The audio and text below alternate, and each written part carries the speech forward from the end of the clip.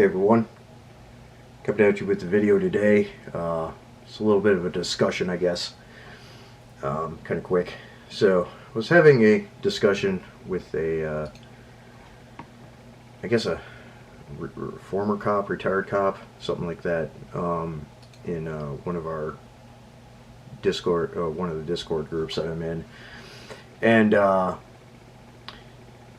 one of the channel threads is talking about, martial arts and combatives and things like that, and kind of talking about firearm related stuff as it pertains to being like America's martial art and things like that, like to the extent of context with that kind of nuance in the discussion. Yeah, sure, but elements of actually using combatives with pistol dynamics for self-defense and things like that, it's kind of important. So I just kind of wanted to talk about that a little bit, just off the cuff here. Nothing crazy. I don't have any written points. I don't run off a script. This ain't Hollywood. And I've done videos on combatives elements before, and talking about pistol dynamics, and even doing some demonstrations and stuff. And there's different schools of thought on this, from on this kind of stuff, from different people. There's the combat application of pistol deployment, pistol use, whether it's in a military or somewhat law enforcement type environment, and crossing over into defensive shoots, self-defense. But then also the element of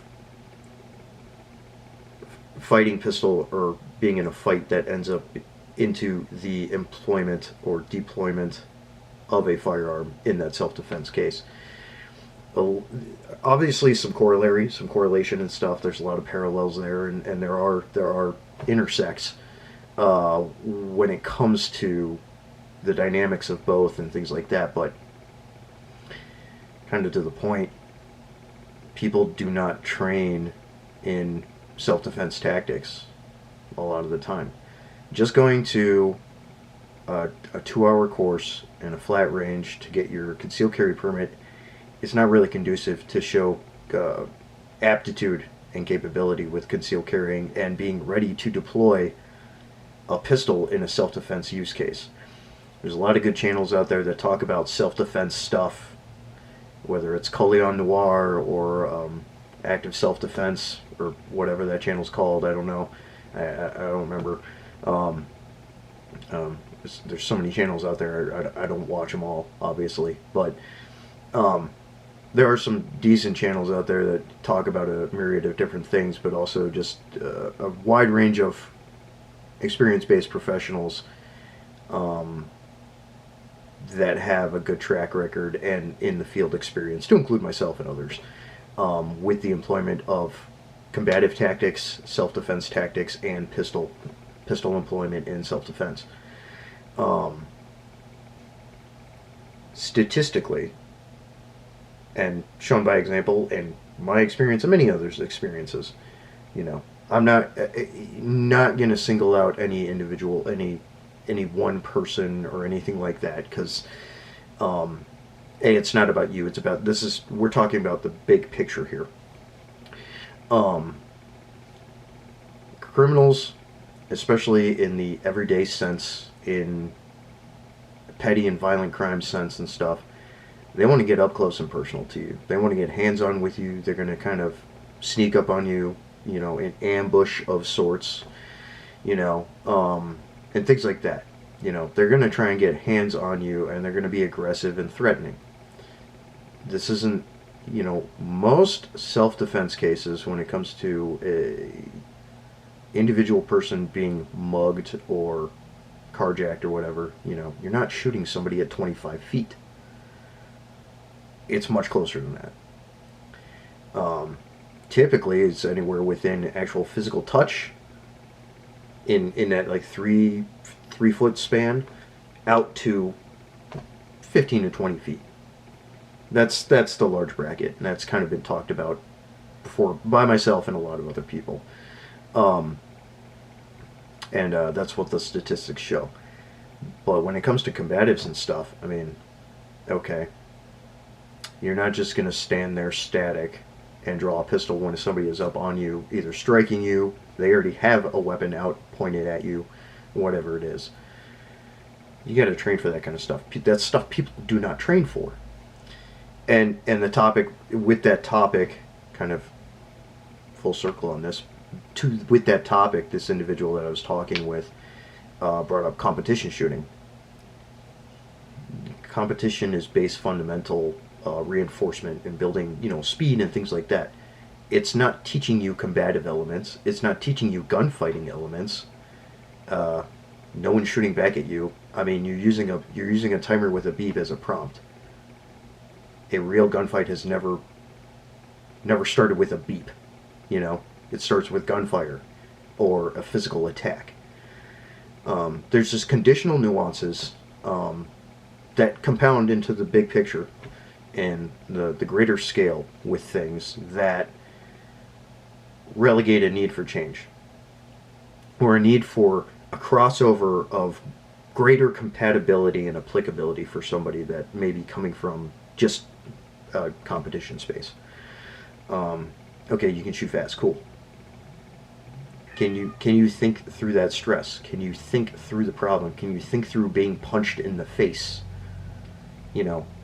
There's freeze, fawn, flight, and fight. And I put them in that order because it's the natural human reaction, instinctive reactions.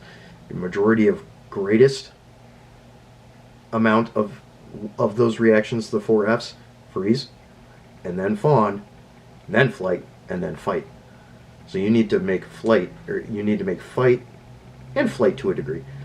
But fight, the priority, if you're going to try and work through the problem and actually be engaged in a self-defense situation. Or combat gunfighting. People aren't training for that.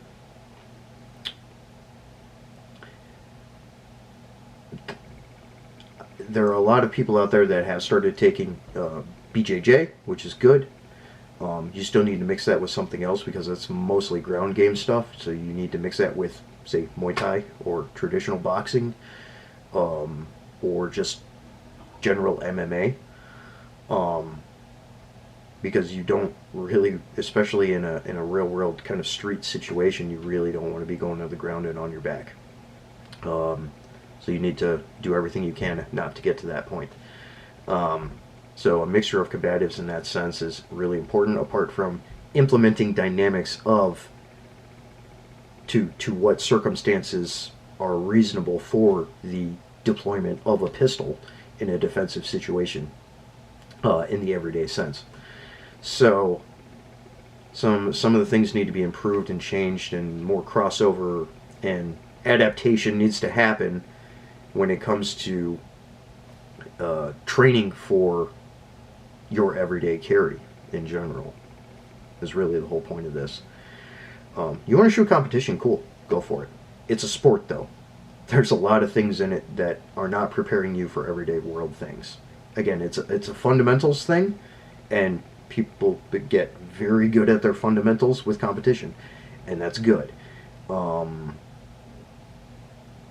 and we're talking, standard USPSA and IPSC and all that stuff. I mean, you're not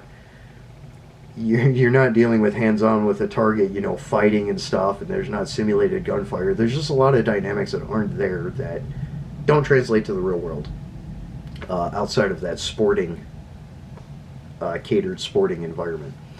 So that's where good training comes into play, getting good training with people who actually do have a good catered environment for that kind of thing.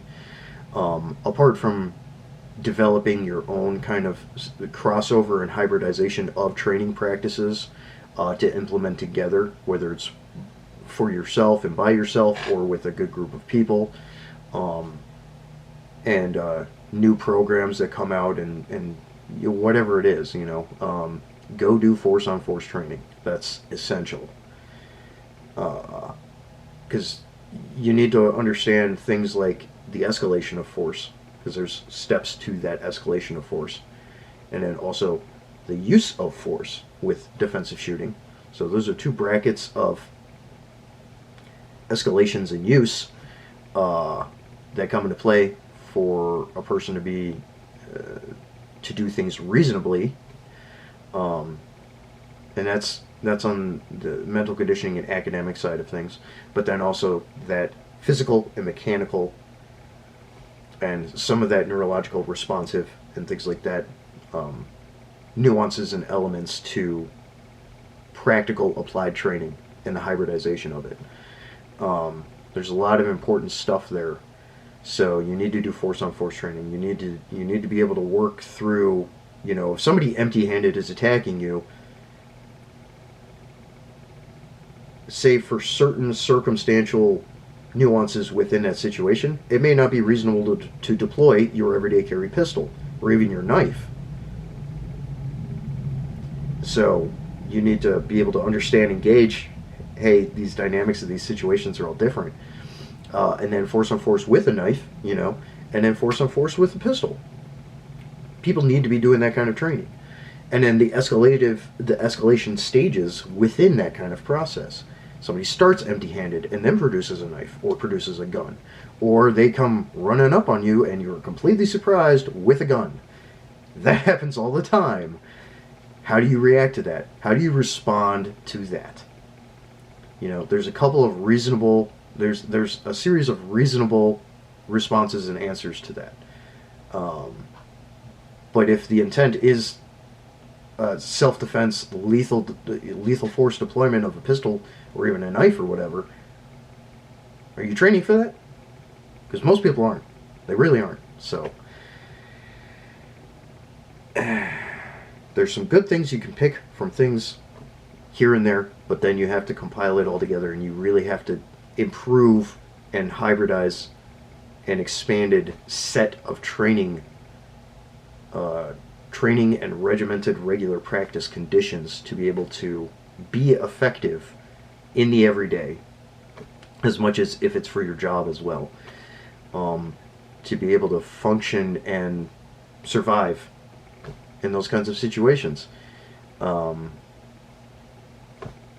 So that's kind of the point here. It's kind of a discussion on that. I'm all over the place with my channel, obviously.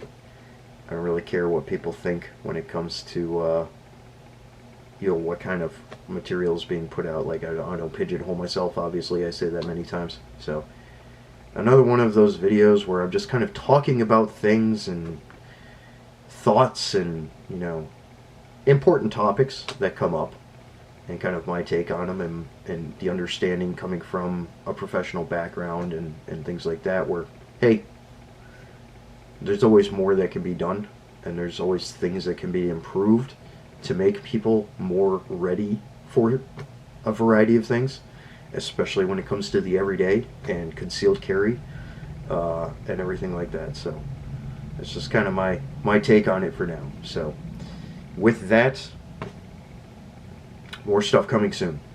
Metal up. Out.